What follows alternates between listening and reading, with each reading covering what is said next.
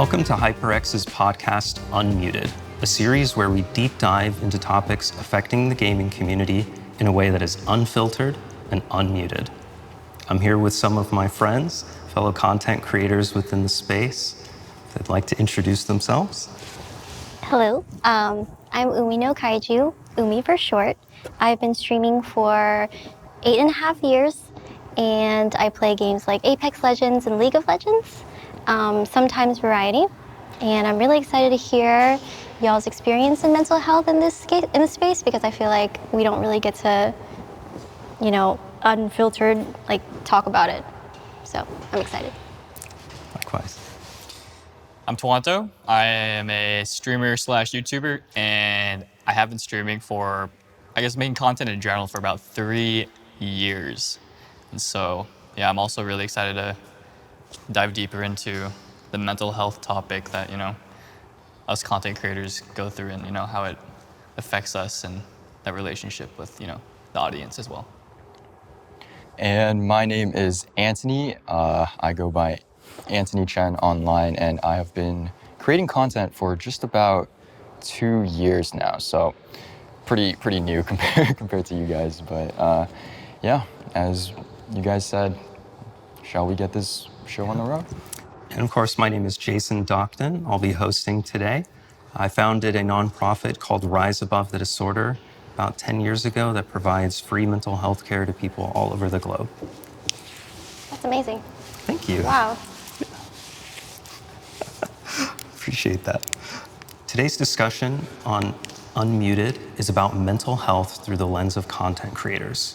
We'll be exploring what it's like to create content, the way that our mental health is impacted throughout this profession, and what kind of relationship we have with our content and the people that make up our community. Let's just jump into it then. Okay. Umi? Yes. So what do you feel is the difference between your creator personality when you're live, when you're creating content, and your personality outside of content?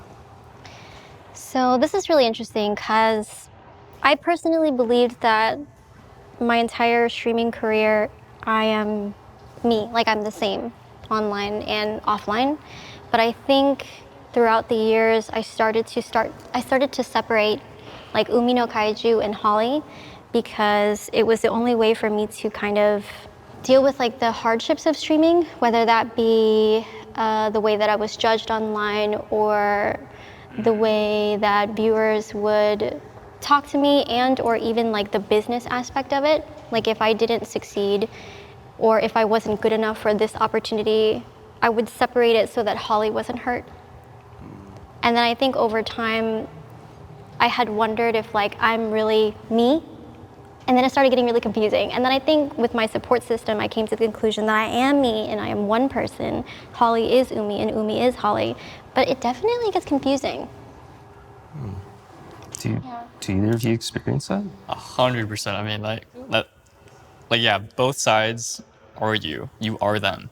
And I think you said you separate it. So for example, me, Jake, doesn't get hurt when he receives comments online compared to Tuonto, because all those comments, they don't know Jake, they only see Tuonto. Yes. But it is hard going into content creation and just just going through the career in general, trying to live both sides and trying to find a good balance. Yeah, that's the tough part, the balance part. Just constantly trying to balance, because it'll never be completely balanced, I don't think. Mm-mm. Never will be. I guess kind of what you said earlier, it's you're trying to separate those selves, or the two sides, right? And you're trying to decide which one is the real you.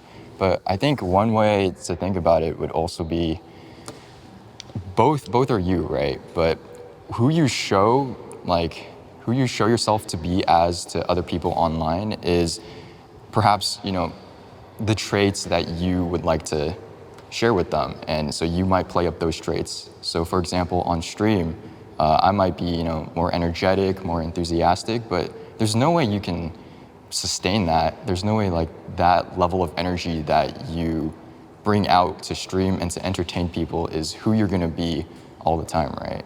So for me, it's more these two sides, they're both me, but perhaps one is just like a more filtered version where I would like to show people like this is me, but in reality, you can't be that person 24/7. I don't feel. Would you like to be that? What like? Is Have it you like ever- my have you ever- ideal self? Yeah, like because like you push like things you think are good qualities about you online, so people see it, right? Like, do you ever like get lost in that thought and think like, Lost in the I sauce. wish lost in the sauce and like wish it was you, or like, and then it really takes over your brain and you're like, I mean, I think it is me, right? But it's more like well then you perhaps, can't forget, perhaps, your yeah, other perhaps self. other people don't know that is me. Like maybe when I'm at school and like people who maybe don't know about my content, they don't see me that way. Maybe sometimes I feel like, yeah, I wish I could be like this glorified person all the time. But it's definitely a balance. You feel? Are you able to balance it with friends? I've definitely had conversation with creators in the past who have friends that also kind of lock them into their personality in streams. I think it's different once you see someone in person, because like the more you hang around with them, the more like you'll see the real them. I think it'll just eventually just you'll be able to know who they really are, because you can't keep persona up for forever, right? Yeah. Doesn't last that long. That's a really interesting question. I don't think that my friends put this on me, but I think that there sometimes are situations at events non-related to like work or gaming where like I might be with my community or like people in the community, and sometimes I do feel the need to like be Umi. Yeah, like I don't know, it's kind of a mix of it, right? It's like, it's weird. I don't know how to explain it, but I feel like, for example, I feel like I have to be the host. Like just like in chat when you're making sure that everybody's having a good time, it's like the same thing in person. And then if you're not that, I'm worried that they're gonna be disappointed. But I don't think that they put that on me at all. I think it's just something that I think of in my head. I think it's also like a different environment when you're like in person and on stream. Like on stream, you're the only person who like can really talk because everyone's in chat, right? And then like when you're in person, like everyone can really say something, whatever they want, really. When you mentioned that you try and find ways to balance that, what do you tend to do to balance it? Ooh, what do? I don't actually know. I think it's just like, I'm pretty sure there were times in my past where I would go to my support system and ask like questions that kind of relate to like, is this me? And I don't ever really come to an answer though. I think it's just something that I try to get over or try to overcome, or I'll feel better the next day kind of thing. So I don't think I know the answer to that. Maybe it's not really about like finding an answer to like solve it forever. It's about like learning to live with it, basically. That's how I see it with most like, I guess, issues with these things. I just try to make sure I can do the best practices to make sure I can keep going.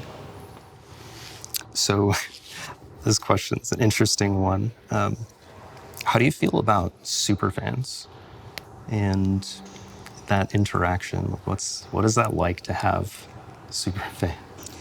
Like at first on the outside, it's like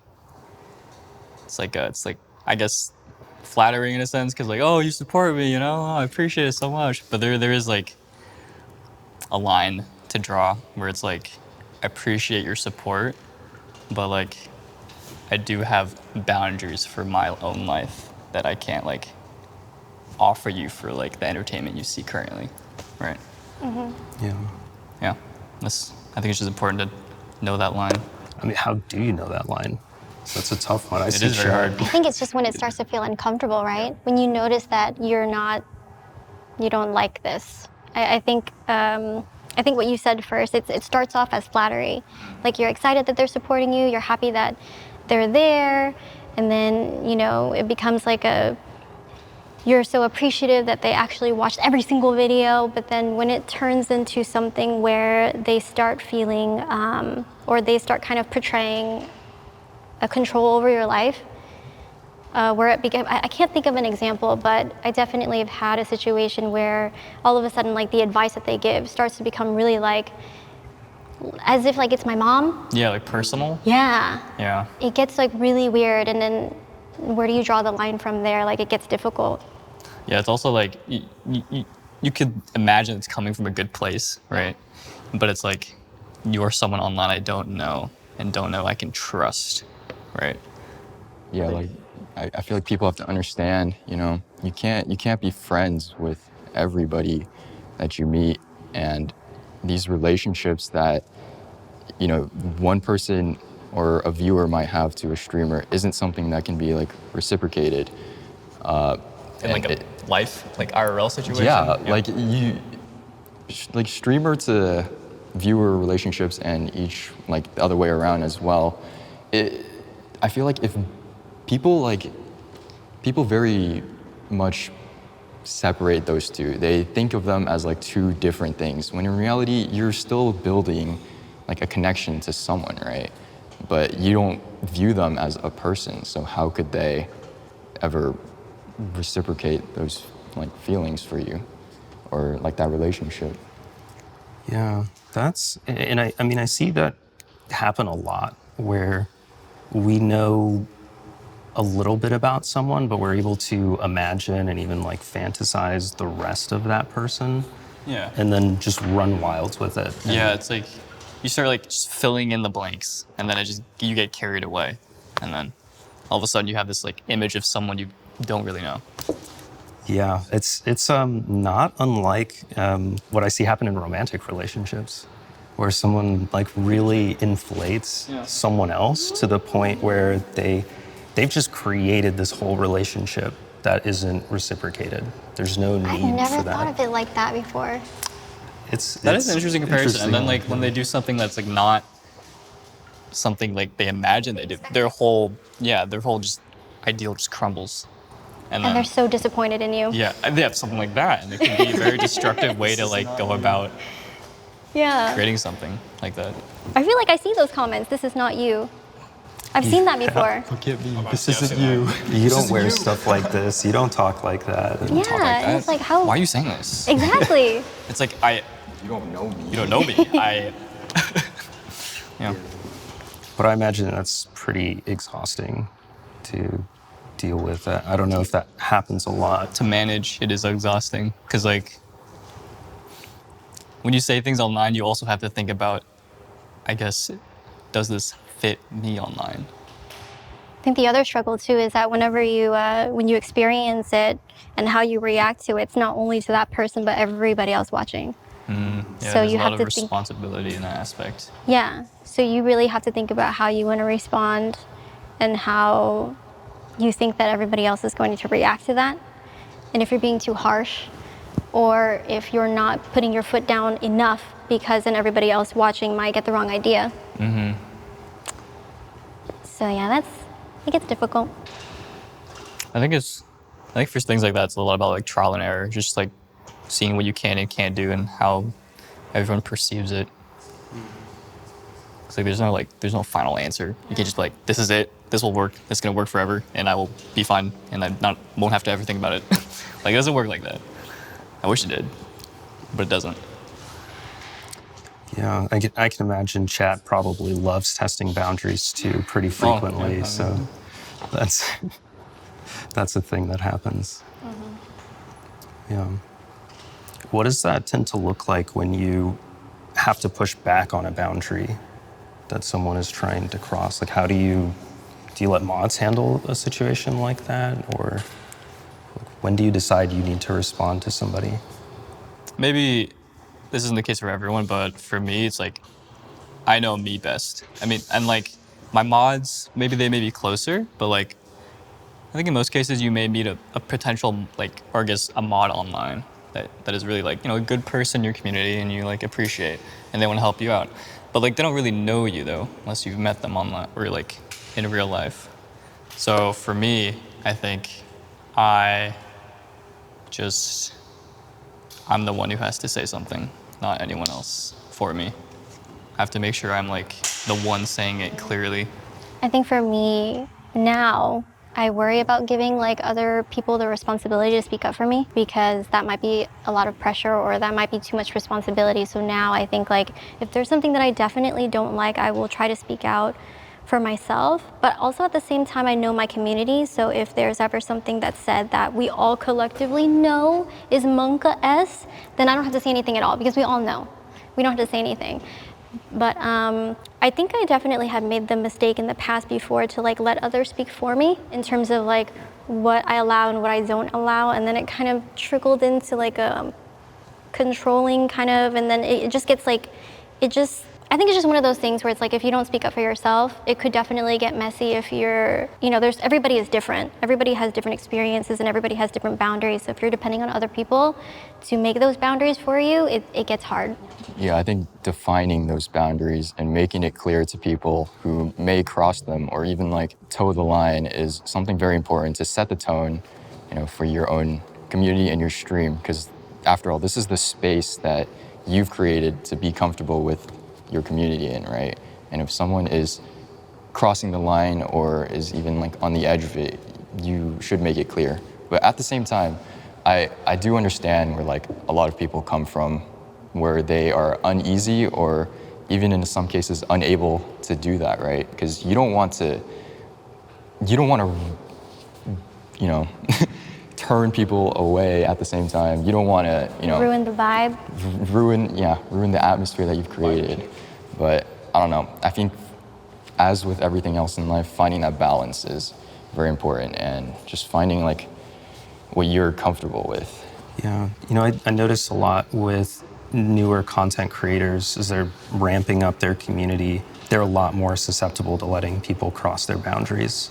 Because they don't want that viewer to leave, they don't want that person to unsub, they don't want to miss that sponsorship, and they end up in a really tough position where they get taken advantage of quite a bit. I can do that. You can't please everyone. Yeah, exactly. Then you will eventually learn, I can't keep saying yes because I can't keep pleasing everyone. Because what about me? I've got to take care of me too. That's a tough checkpoint to hit, or milestone. It is very tough. Yeah. It's almost like a rite of passage, unfortunately. It is. It's an unfortunate Yeah, rite of unfortunate. passage. Wish it didn't have to be that case though, but it's a very hard thing, like to say no to people that you want to, perhaps look good in front of. I feel like that goes for everybody, anyway. That's why we talk about it, Spread that awareness. I think experience too. I think at least for me too, whenever I first started, I definitely fell into that. And then I think over time, like when you kind of gain the experience of how some people tend to like latch on you, you start seeing the signs. So over the years or over the months, when you're able to start seeing the signs, it's a lot easier to put the boundary. But in the beginning, when you're first starting, it's like, it's completely new territory. Like you don't know, you don't see like the red flags of parasocial relationships, for example. But the longer that you do it, the more experience that you gain, the more that you see, like it gets easier over time, for sure. But yeah, it is funny. It's like a rite of passage. I feel like every streamer probably has many Just had a stories. moment like that. Yeah, stories, yeah. Yeah. Something that comes to mind too is that it almost seems like as a creator, because you're in the spotlight, you're just supposed to already know this stuff. Mm-hmm. Like you're supposed to know how to navigate all these relationships. You're supposed to know what being PR friendly is. You're supposed to know what a brand is. All this stuff seems more like you just figure it out. Yeah, there's a lot of learning. Just like, this career is a lot of learning. Just constantly learning, adapting, knowing what you can do, can't do, should do, shouldn't do. And I think that's something a lot of like eyes around the world don't really remember, that like we're also learning. Yeah, a lot of people have no idea. The business side of like content creation or being a streamer. Most people, it's just, you're just playing games. How hard could it be? For me, I very much understand this as well because, just I guess 2 years ago, I don't want to say like the other side, but I definitely see the viewer perspective. Because as I was like going through it and as I was, growing, learning, I did wonder to myself as well, like, do other content creators like go through this as well? Like, oh, so this is like how it comes to be. But as a viewer, you don't know that. I don't think too many people see that, what happens behind the scenes, the amount of hours you spend thinking about your next social post, the amount of hours spent editing videos together, all of the stuff that happens. I mean, this could take up months and months and months, just endlessly trying to edit stuff down, trying to get stuff posted. All into just a 10-minute video they see online. That's it. They just get 10 minutes and they're like, You know, one of the like most similar experiences I could think of that, you know, relates to perhaps the general audience would be like when you're taking a test at school, and there's always that kid that, like, you know, aces the test, right? And they're just like, oh, you know, it was nothing. It was like, yeah, I barely studied for this. But to like get those results, you need to put in like the hours and hours of work behind it, and that's what leads to like the final result. And like it's the same everywhere. you calling all the students out right now? I'm not calling. I'm a student. I'm a student. Yeah, there's always a story behind a product. I used to work a lot with professional players in like the early League of Legends scene. Oh. And something that always like stuck with me is I'd show up back when they had player housing. They're all living together in this house, and they had like a streaming room, and they had their like scrims room, and they had their personal rooms, all living closely together. And I would just watch them go through this cycle of wake up. If they stream in the morning, then they stream in the morning. Otherwise, they wake up super late, and then they scrim, and then they practice, and then they stream, and then they edit content, and then they try and like play a game off stream for fun. And then it's like 3 or 4 hours later, and they wake up, and it's just, you start all over again. That I watched burn out a lot of people very, very quickly. Is it still like that? That sounds exhausting. Burnout is definitely a huge thing that so many people go through, but like nobody knows like when to stop until like it hits you, and then like what do you do? Yeah, it seems like, especially if you're doing content creation full time, you're pretty incentivized to just keep streaming. I think streaming after so long and not having like a traditional job, I think a lot of the times I ask myself, I don't know if it's burnout. Like I can't recognize it anymore, you know? Yeah. And I don't know, like I ask myself like, oh, is this something that everybody goes through? Is it normal? Is it just like working every day and getting tired from it? Is it something that you're supposed to like try to nurture and overcome and fix? Or is it something that you just like are supposed to, like I have no idea, you know? I think whenever I see people tweet about burnout and how they need to take a break, like I can't determine whether or not that's something that I experience, or if that's just like a normal like everyday working thing, like getting tired of your job. I don't know, what do you guys think? That is a very hard line to draw because, you know, as much as you may enjoy your job, you can get tired of like working, just in general. And I guess burnout, I guess how I define it is like you hit a wall and you're just like, I'm tired. I can't do this right now. And like your body and mind just needs a reset until you can go back into it again. I guess now that you say that, I think the thing that I realized is that if it was a traditional job, and let's just say you were selling a product or you were just serving people food, when we do get exhausted and when we do run out of things to talk about, that's our product. Like it's like we're running out of inventory, I guess maybe is what burnout could be. I mean, it almost sounds like when you're creating content, there's a way to essentially burn out of being yourself. Yeah. Burn out of your own brand, but that is you, right? Yeah. Do you think you guys have ever experienced burnout? Oh, most definitely. Oh yeah, 100%. I think I have. Have you? Me? Yeah, what about you? I mean, yeah, in a sense. I think one big example would be how I started content, which was on TikTok. The way I got started was just posting these short form videos every single day, and I kept it up for, I think, 8 months, almost a year, where I would just post day after day after day. And at the same time, like I'm a student as well, so it was like definitely a bigger workload. And it got to the point where why I started creating content wasn't why I was continuing to create content, you know? Because why I started was I genuinely found entertainment in doing so. It was almost like an outlet to express any, whatever I wanted to do, and it was fun. But at that point, when I started to build a following and I felt like people expected me to deliver them something, when in reality, I didn't want to make content. Like maybe that day, I just don't feel like it. I don't have like an idea. I don't have the creativity, yet I have to force myself to continue doing it. And I think at that point, where your content creation is like forced, it's expected, it's like scheduled, it's not really, creativity at that point. It's you forcing yourself to do something. And at that point, it's just, I don't want to do this anymore. Almost like a job. Yeah, like what is the boundary between a job and Maybe it's the creative aspect.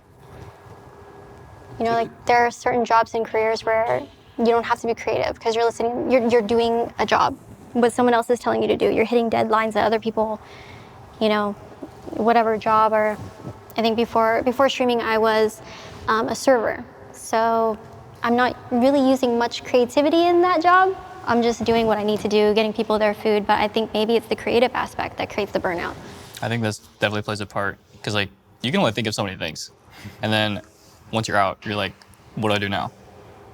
Yeah, but if it's your job, then you have to find something. And then you start trying to consume content, to create content. Yeah. Because you feel like there's this pressure that you have to like stay up to date with all the trends, posting regularly, making sure like the algorithm doesn't forget you or whatever you use. I think to use an extreme example, some of the creators that I work with that are experiencing burnout are usually also experiencing imposter syndrome.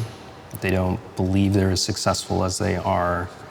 I had somebody who is one of those creators that has hit the 6-figure concurrent viewership at some point, and definitely doesn't believe that they deserve any of that success, or even that they're actually a successful content creator. Millions and millions of dollars coming into their career, and it's just all, no, people are gonna find out that I don't deserve this, and I'm gonna lose all of it.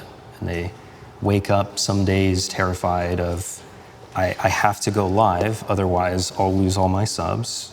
They'll go elsewhere, I'll lose my deal, all my sponsorship deals, and then I'll lose the house, and then I'll lose the car. But also, I have to go and take care of myself. I don't know what to do anymore, and they just turn on the camera, smile, and go live for another 8 hours, and then log off and go, I can't believe I do this. Let's try again tomorrow. This is a little too relatable. That's concerning. I was hoping that was going to be too extreme to relate to. I mean, yeah, there are definitely days, where you're like, I don't want to do this, but I feel like I should, and you end up doing it anyways. And then it just becomes a cycle because you think you're expected to do that. And then you don't really know when to take a break until like all of a sudden you hit burnout. And then you're just like, I can't do this right now. You like physically and mentally just can't. Do you guys think that you have imposter syndrome or ever experienced it before? I think there's definitely times where I'm like, I'm doing my dream job. Do I deserve this? I don't know. And then I guess like, yeah, I guess I can see why imposter syndrome kind of hits with burnout too, because then imposter syndrome, you're like, I gotta work harder. I need to work for what I actually deserve, and then you just keep going. You can't stop, and then you burnout. Yeah, you hit a wall, and you are like standing in front of that wall, and you have to keep going forward. And at some point, you have the energy to go forward, but you just wear out of it. You still have to go through, but the energy to do it just starts to fade. It's unique with imposter syndrome is it tends to go in two different directions. We have people that procrastinate. So this is like, I'm supposed to edit this video and it's a sponsored video and like, I know I need to deliver this, but I'm just gonna play League like just one game of League. And then Just one game. I'm gonna play another game. Oh, you know what? I gotta do this collab, and like, we just keep putting it off. Somewhere in our mind, we know we need to do this, and we know it's really important. And so it just becomes even harder to do. The stress builds up behind it, and we keep putting it off and off and off. And then we manage to cram it through the last second, and sponsors like, yeah, this is great, this is perfect, thanks. And you're just like, holy, I hope they don't realize like I actually just last minute, like, yo, this whole video, like it's super scuffed, but they like it, so. Yeah, then like you think it works, and then you're like, okay, I can just do it again like this, and then you get better. The anxiety tends to come back every time. Yeah. Or sometimes we have like perfectionism. I was working with this YouTuber who wanted to get into streaming on Twitch. But they didn't know what camera to use, if they should use the same camera with like, you know, some way to connect it into the computer. And they spent over 2 months researching everything. And they like knew what the best camera was, and they're like, yeah, I'm gonna get this like $60,000 8K like, you know, like camera, and they became a sound engineer, and they just like had mastered every single thing. And I was like, cool, have you gone live yet? Like, no, I have not. Sometimes you just gotta just click it to start. You just have to start. I guess the summation of that is imposter syndrome does that, where we have this in front of us. We can do this, we want to do this, and the amount of anxiety surrounding it leads us to try and put it off, or to tell ourselves that the risk is so great that we have to master it in some way before we could even take on that risk. And so we end up doing neither and getting stuck. I know, at least for me, I've been in therapy for like 15 years. I feel like I've seen a few different therapists, usually at different stages of life, but pretty big fan, as you might have expected. Has anyone else here seen a therapist, gone to therapy? I should, but I haven't. I've never seen a therapist, but I have definitely considered and thought about it, especially for what I do. Me too. I've thought about it a lot, but I've never actually done it. We just gotta press start. We just gotta go. Yeah. We just gotta go. What about Yeah. you? No, I have not seen a therapist. I mean, obviously, the thought has crossed my mind, but one of like the big things is, I don't know, I feel like it's hard to take that step, right?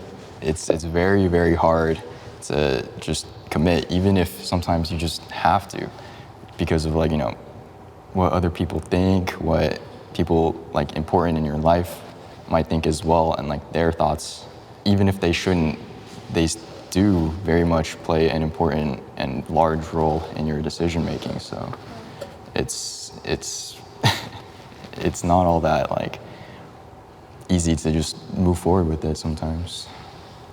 I think the other question too is that, at least for me, I wonder like when, like if I needed to see a therapist, like when would that be? You know, like I guess like if my daily life changes, or if my personality changes, like I don't know. It's like how do you make that decision that you need therapy? Yeah, I mean, that's a good question. I think, unfortunately for me, a lot of the people that I tend to work with, there was no like question anymore. It was just, oh, I have to be here. It's that bad. Or people, my friends, everybody is telling me I need to be here, or they can't be around me anymore, can't support me anymore. And it's a tough situation to be in. I think ideally, therapy is very much like the gym, where we go to the gym because we want to take care of our physical health, and we go to therapy because we want to take care of our mental health. Yeah. I Or never even thought about to that way. maintain, right? Yeah, or to maintain. Yeah, I think I use chat as my therapist too much. I talk to them about everything. But then I think that's the thing, right? Whenever you start spilling everything, you realize like, oh, that's not the place to do it. So I've definitely thought about it, but never took the step. I think some of the conversations I tend to have with creators usually reveals that they're in a position where they definitely should have started therapy earlier. But the things that are challenging in their life, the pain that they feel, is just normal. Or like you're saying that they feel like everything that they're going through is normal. They don't even realize that they are depressed. Yeah. Now you got me rethinking my life. I'm like, huh, interesting. Yeah, I guess it is. Sometimes it's hard to like see where you're at until someone who's been watching you will tell you you're right there. You know, you're at that point. I can see you. There's probably going to be a lot of people in your chats saying like, "Hey, you're depressed. I saw you on the podcast." That's totally depression, by the way. Or like, I noticed you shaking your leg the whole time. Anxiety. I think I definitely dealt with a lot of anxiety for a period of time. I think it was back in 2019. I had this like opportunity that was like amazing, but I was so anxious about it that I noticed that it started seeping into my personal life even years afterwards, and I didn't know what to do about it. And I think that's whenever I also considered like seeing a doctor or if this is normal. It was weird. It felt as if the experience kind of like unlocked a new ceiling of anxiety, and now I'm stuck in that room. And that like almost everything that makes me nervous makes me as anxious as I was last year. Yeah, it was really weird. But I didn't really do much about it. I just kind of hoped that it would go away, or that I, tell myself like I need to calm down, I need to calm down. And I think I definitely have. Yeah. It's interesting that you described it that way, because when we look at mental health issues, we tend to see them on a scale, a sliding scale. And so let's say 0 is always relaxed, calm, nothing really affects me, I'm just chilling all the time. 10 is panic attack, feel like I can't breathe, feel like something terrible, catastrophic is about to happen, maybe want to call 911 kind of situation. Now, when we experience something really stressful, an example we used before was a sponsor really upset with the deliverable. Don't like this video, don't like this clip, whatever it is, I want a partial refund. In that conversation, anxiety is starting to spike up. Your body's preparing itself for conflict, it's dealing with tons and tons of stress. And sometimes that doesn't go down. Maybe in the heat of everything, it got up to a 6.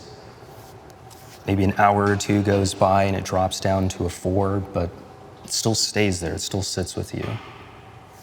For people that are dealing with anxiety frequently, or maybe deal with an anxiety disorder, it just kind of stays there. It doesn't go back down.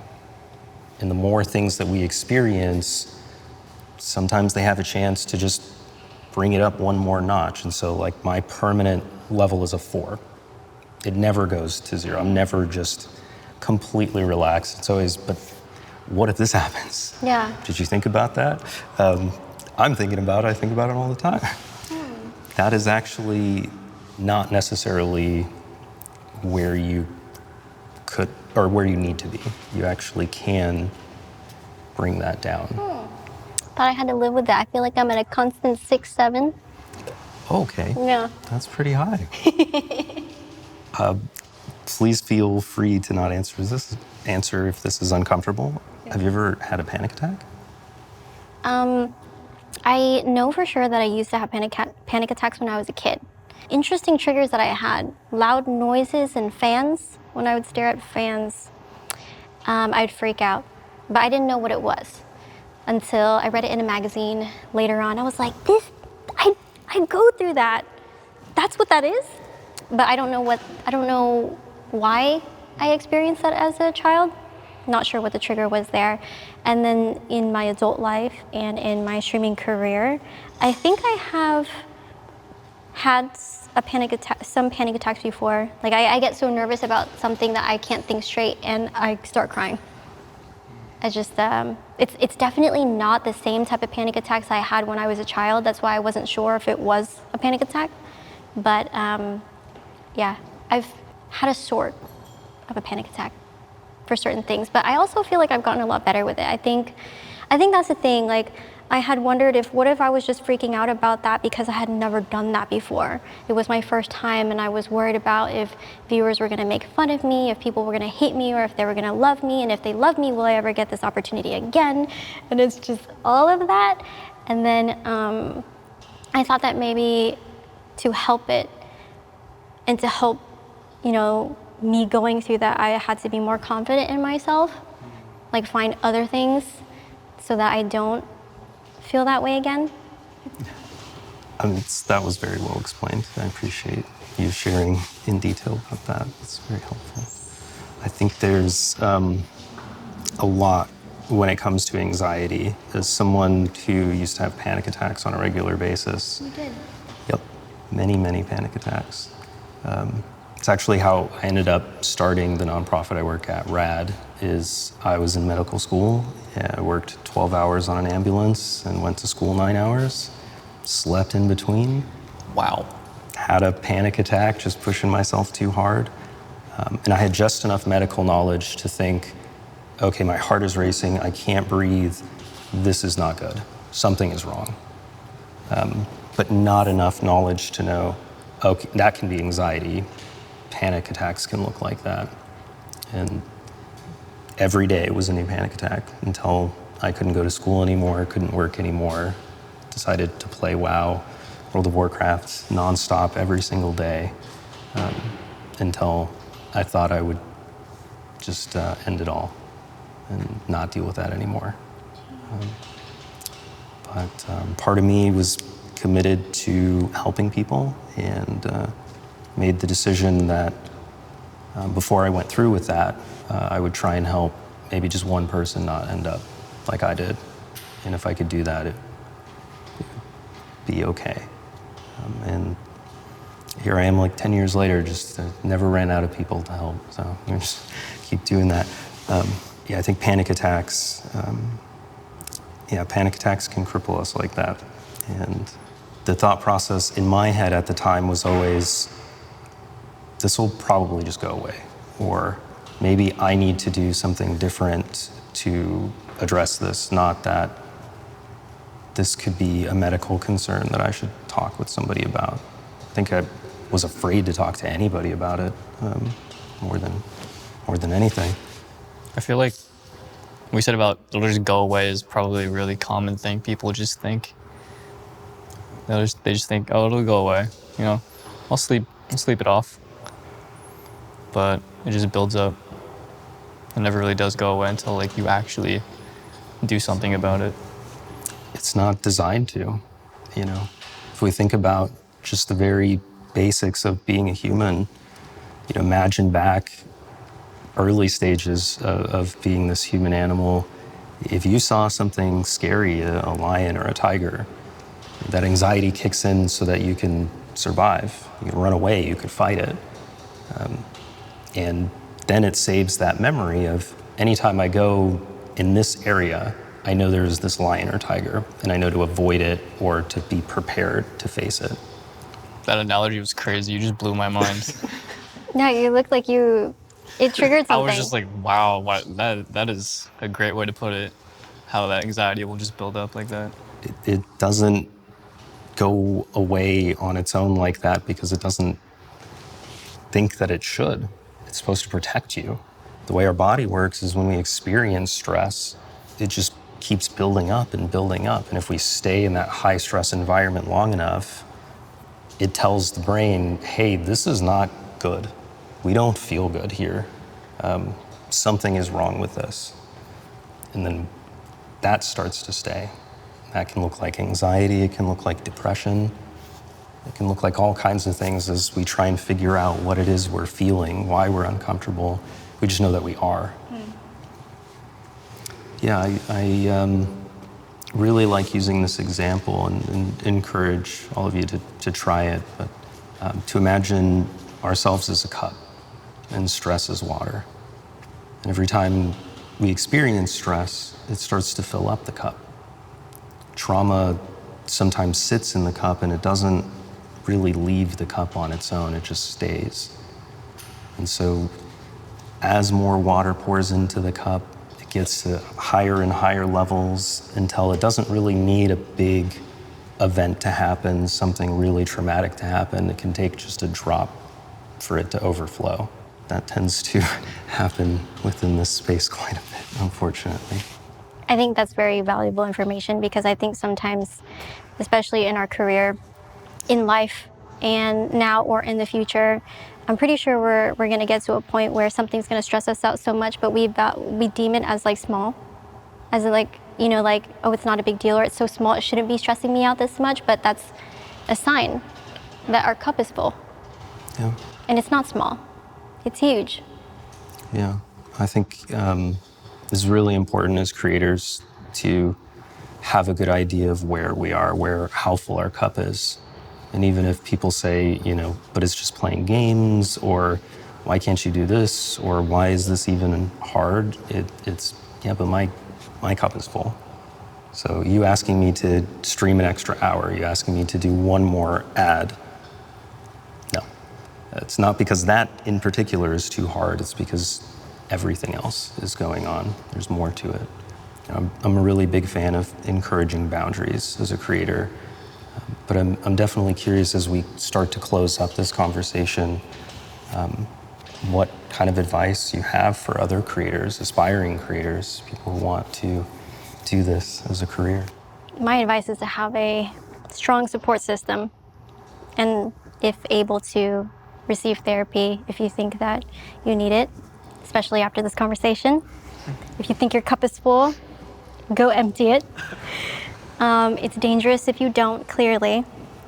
Yeah, I think that having a good support system is very, very, very important. And also, I guess, like, I think I'm realizing now, I think it's just like whenever you're sick, right? Like, you're supposed to listen to your body. If you eat something that's not good, you listen to your body and how it feels. I think it's the same thing for the mind. Listen to your body and listen to your mind. And it's definitely a learning process. I think everybody has to get to know themselves so that they can determine when they need that help and that support system, but like, never stop working on yourself. And yeah, that would be my advice. I love it. I would also mention something that's good, I guess, in this career is you don't really have to do everything by yourself. You don't have to like make videos by yourself. You don't have to do all this work by yourself because there are other people doing the same thing you're doing, and it doesn't hurt to try to not do things alone, make content alone. That'll definitely help in the long run, I think. Surrounding yourself with people like-minded like you.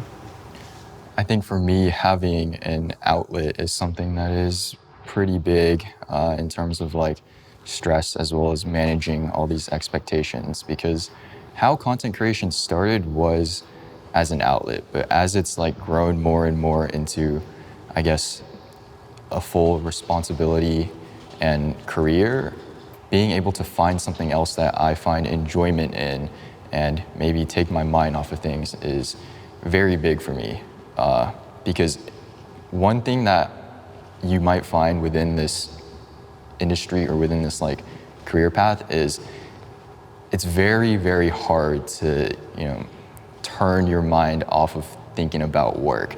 Work is always present and it's, taking part in every aspect of your life. But if you can just find some way to, take a break, or I don't want to say escape, but be able to take your mind off of things, then it can like make a really big impact in the long run. I think this has been a really amazing conversation, definitely. This was a free therapy session. Yeah, that's it's a hard conversation to have too. That tends to be what therapy is for, is having those hard conversations, but also celebrating the times that we're doing well and feeling well. Thank you for sharing your story as well. Thank you for saying that. Appreciate it. I want to thank everybody here for being vulnerable, sharing their experiences, and really shining a light on what it looks like to experience your mental health through the lens of being a content creator. I encourage everybody who's watching this to leave a comment letting us know what your experiences are like, how you deal with burnout, how you deal with anxiety. If you're comfortable talking about therapy, I think all of us here could really use some encouragement to get started on that process.